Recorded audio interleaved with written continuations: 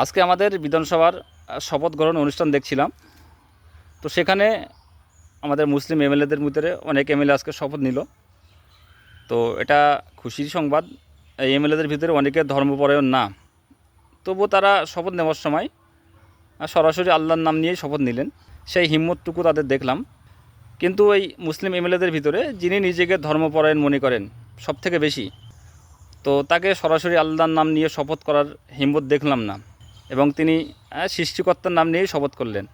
অনেকে হয়তো ভাববেন সৃষ্টিকর্তার নাম নিয়ে শপথ করা যেমন, আল্লাহর নাম নিয়েও শপথ করা তেমন।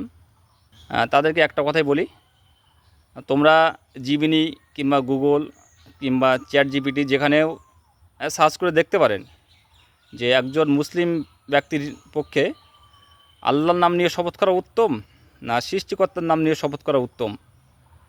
তো এটা দেখে আপনারা কমেন্টে জানাবেন।